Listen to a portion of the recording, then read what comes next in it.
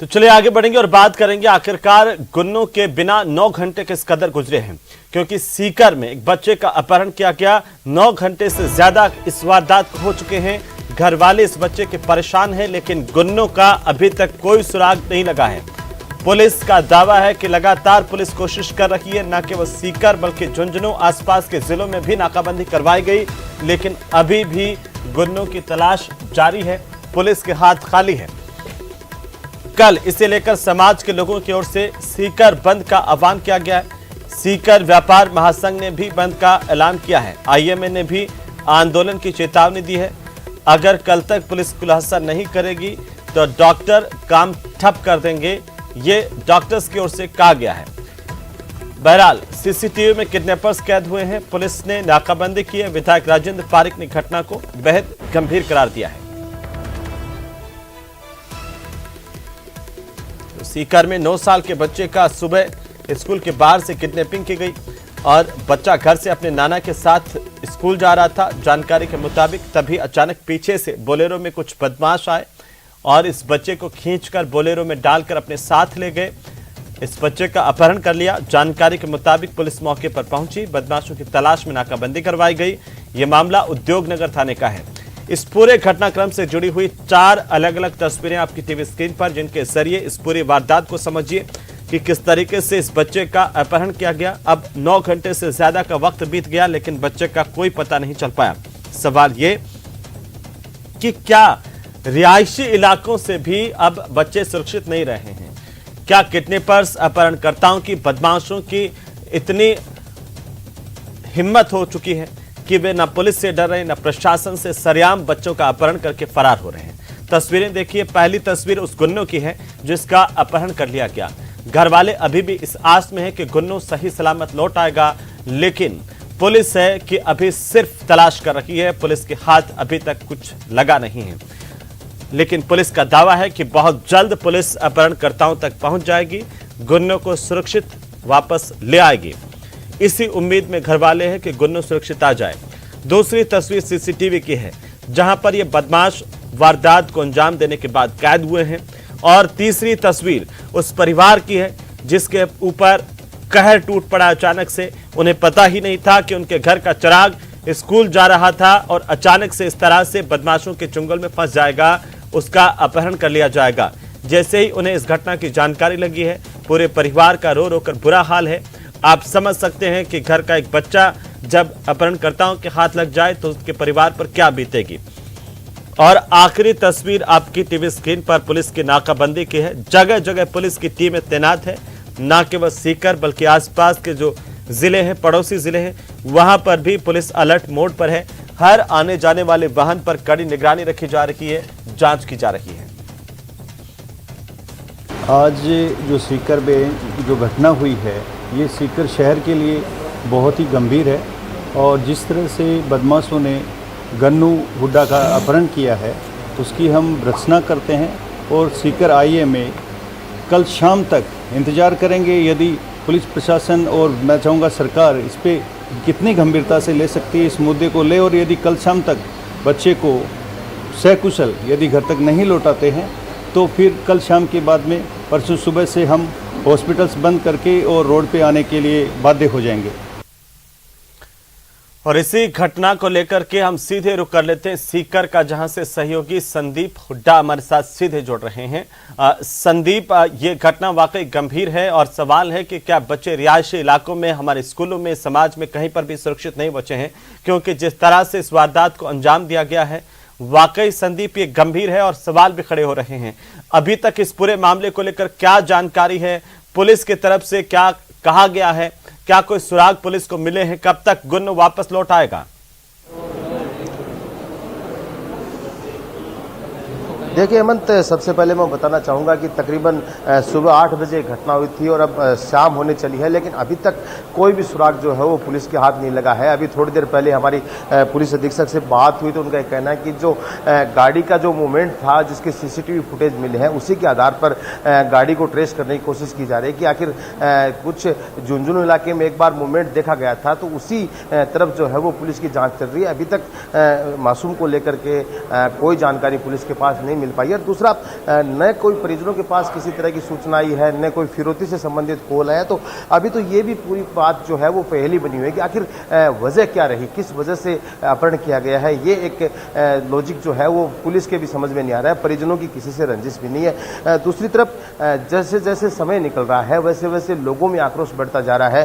सीकर व्यापार महासंघ, तेजा सेना सहित विभिन्न संगठनों ने कल जो है सीकर बंद का आह्वान किया। और दूसरी जो डॉक्टर्स हैं, जो IM में है, उसने ये चेतावनी दी है कि अगर कल शाम तक बरामदगी नहीं होती है और बच्चे को सकुशल घर नहीं पहुंचाया जाता है तो उसके बाद जो डॉक्टर्स हैं वो अस्पताल बंद करेंगे। तो ये अपने आप में एक बहुत बड़ी बात है हेमंत की, जिस तरह से लोगों में आक्रोश बढ़ रहा है। घटना भी इसी तरह की है, जिस इलाके में घटना हुई है वो अपने आप में सीकर का एक डेवलप इलाका है, पोस्ट इलाका माना जाता है। और वहां से इस तरह से स्कूल जाते हुए बच्चे को उठा करके ले जाना अपने आप में बड़ी बात है। तो संदीप, ये कोचिंग संचालक का बेटा है, क्या इस तरह के कोई कयास लगाए जा रहे हैं कि इसलिए बच्चे को ले गए हो कि आखिर फिरौती की मांग का इंतजार किया जा रहा हो, या पुलिस जिस तरह से सक्रिय हुई उसके बाद अपहरणकर्ता डर गए हो इसलिए कोई कॉल नहीं किया? पुलिस क्या कह रही है इस पूरे मामले पर?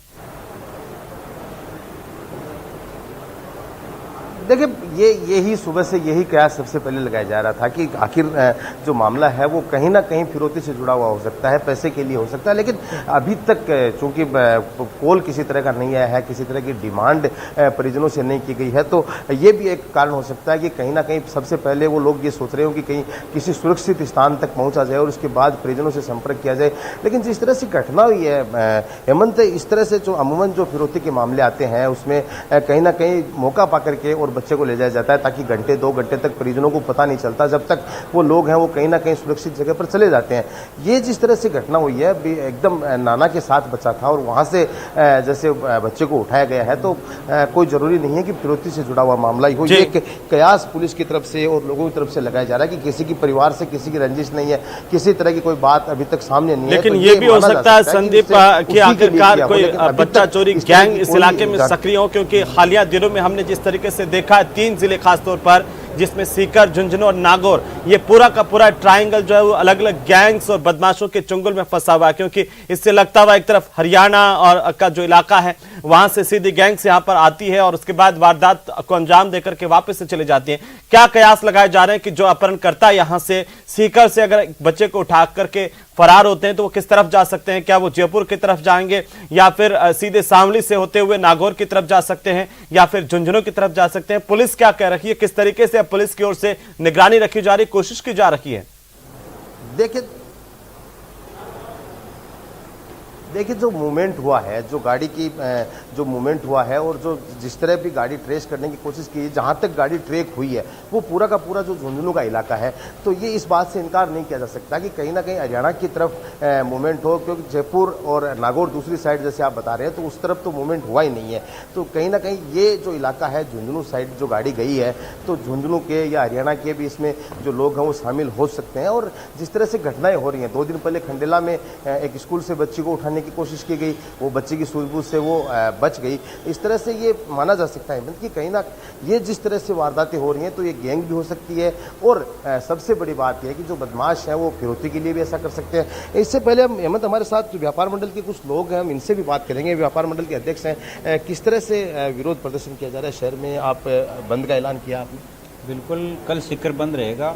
एक 9 साल का मासूम बच्चा जिसको ये भी पता नहीं कि भाई मेरा कोई दुश्मन भी हो सकता है, उसको सुबह 8 बजे घर से उठा लिया गया और अब तक कोई मतलब जो अपहरण करता है उनको कोई पकड़ने की कोई कार्रवाई या कुछ हमें ऐसा महसूस नहीं हो रहा कि बच्चे के अपहरणकर्ता भी पकड़े जाएंगे। तो हम अगर रात तक बच्चे के अपहरणकर्ता नहीं पकड़े गए तो हम कल सीकर बंद रखेंगे।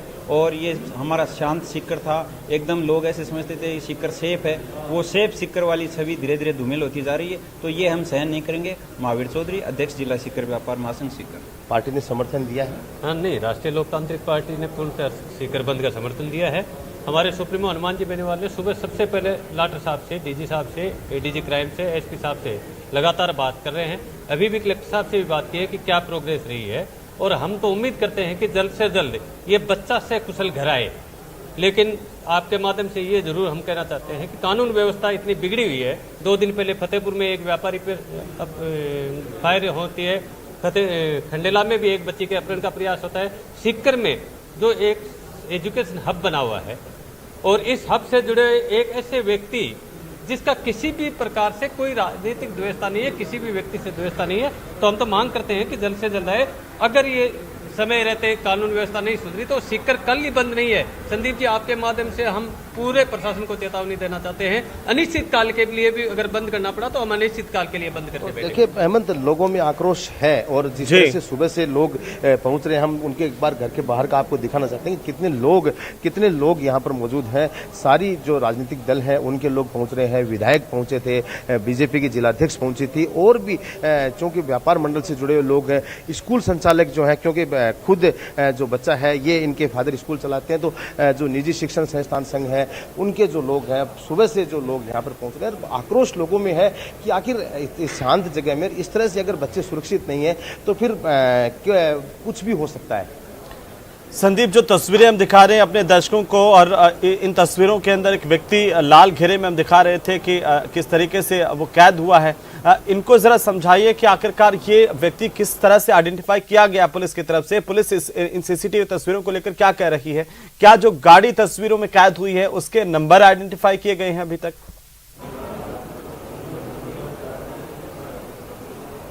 देखिए, गाड़ी की अगर बात करें तो गाड़ी आइडेंटिफाई हो चुकी है। जिस गाड़ी से ये किडनैप किया गया है उस गाड़ी अपहरण हो चुकी है, लेकिन वो गाड़ी 4 दिन पहले हमारे सीकर में नेचवा थाना इलाके से चोरी हुई है। तो गाड़ी से अब कोई बहुत ज़्यादा लीड पुलिस को मिल नहीं रही है। गाड़ी चोरी हुई है, तो जिस तरह से पहले गाड़ी चोरी हुई है और उसके बाद ये पूरी वारदात को अंजाम दिया गया है, तो इससे ये साफ है कि बहुत बड़ी प्लानिंग के साथ, चूँकि ये जो इलाका है बहुत जगह जगह सीसीटीवी लगे हुए हैं, उसके बाद भी कोई बहुत ज़्यादा सीसीटीवी से लीड नहीं मिली है। एक बार गाड़ी दिखाई दी है, एक बार हल्का सा एक सीसीटीवी में एक आदमी का मूवमेंट जरूर दिखाई दिया है, तो ये माना जा सकता है कि बड़ी प्लानिंग के साथ इसको अंजाम दिया गया है। पहले गाड़ी ये जो बड़ा कोचिंग संचालक है और सीसीटीवी है उनसे भी बचा गया है। जिक्र किया, ये जो है बड़ी स्कूल भी चलाता है जो संचालक है, जिनका बेटा अपहरणकर्ताओं की ओर से यहाँ से उठाया गया है। क्या वहाँ पर कोई सीसीटीवी उनके घर के बाहर भी लगे हुए थे? और क्या इस बात की भी आशंकाएं हैं कि पहले रैकी की गई हो और उसके बाद उन्होंने पूरे प्लानिंग से इस बच्चे को यहाँ से उठाया? देखिए, जो बच्चे का घर है, जो बच्चे का परिवार है, वो यहीं रहता है, स्कूल में ही 4थी मंजिल पे उनका जो घर है, नीचे बच्चे रहते हैं, हॉस्टल चलता है और वहीं पे खुद रहते हैं। तो यहाँ तो चारों तरफ से सीसीटीवी लगे हुए हैं, लेकिन जो घटना हुई है वो घर से तकरीबन 100 मीटर के आसपास की दूरी पर हुई है। यहाँ से बच्चा नाना के साथ निकला और वहाँ पे उनको रोका गया है। तो वहाँ जहाँ पे ये घटना हुई वहाँ पे जो है ना, वहाँ सीसीटीवी नहीं है। उसके बाद जहाँ बच्चे की स्कूल है वहाँ पे भी सीसीटीवी लगे हुए हैं, उनमें सिर्फ गाड़ी दिखाई दे रही है। यहाँ के जो सीसीटीवी है, संदीप, के नाना से आपकी कोई बात हुई है? उनका क्या कहना है, क्योंकि वे इस बच्चे को लेकर के निकले थे, किसी तरह का उन्होंने कोई शक, किसी को देखा हो?